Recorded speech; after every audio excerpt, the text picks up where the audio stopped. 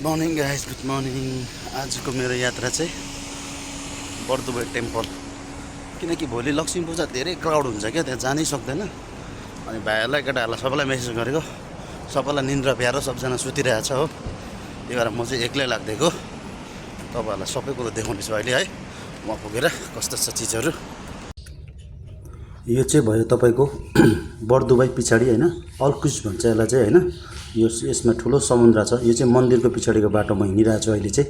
अब यो मन्दिर चाहिँ अगाडि छ, अनि मन्दिरको पछाडिबाट यो समुद्रको छेउछाउ। अनि यो समुद्र चाहिँ तपाईँको देरा र बर्दुबाई छुट्याउने समुद्र हो, वारी र पारी। यो बोटमा चाहिँ तपाईँको 3 दिराम होइन, 3 दिरामले वारी र पारी गराउँछ। अहिले पनि यसमा मान्छेहरू चाहिँ मन्दिरको लागि नै आएको, किनकि यो मन्दिरसम्म छोड्छ अनि फेरि वापस हुन्छ होइन। देरा र बर्दुबाईको यो चाहिँ वारिपारी गर्ने चाहिँ एउटा उयो हो। यहाँ चाहिँ स्टेसन जस्तै छ तपाईँको होइन। यो बोटमा चाहिँ अब दिनभरि चल्छ है, एकजनाको खालि बस 3 दिन। र अहिले भने चाहिँ म 20 मिनट हिँडिसकेपछि मन्दिर आइपुगेछु हो। मन्दिर धेरै त होइन, अब ठिकैको क्राउड छ। अहिले बिहानको 8 बजी यतिको क्राउड छ।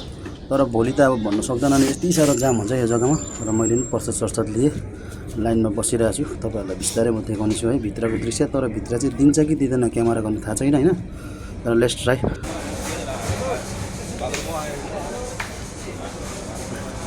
क्राउड चाहिँ तर बढेको छ होइन। जति म आएको थिएँ, अहिले म लाइनमा लागेको आधा घन्टा भइसक्यो है। रुमबाट चाहिँ म 20 मिनट लागि हिँडेर आउनु चाहिँ थिएँ, अनि 20 मिनटपछि म ठिक डेस्टिनेसनमा पुगेँ। अनि फिलहाल चाहिँ अब म एन्टर भएँ। यो चाहिँ भित्रको दृश्य।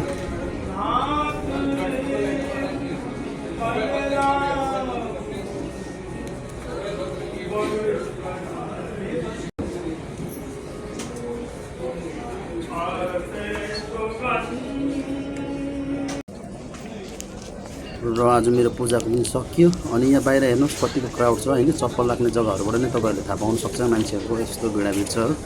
अब म चाहिँ पर गएर प्रसाद लिने हो, त्यहाँबाट रुम टप्पा जाने हो। मान्छे अझै आउनु जाउने थुप्रै छ। यो चाहिँ बर्दुबाईको बर्दुबाईमा स्थित छ यो मन्दिर चाहिँ है, कृष्णको मन्दिर।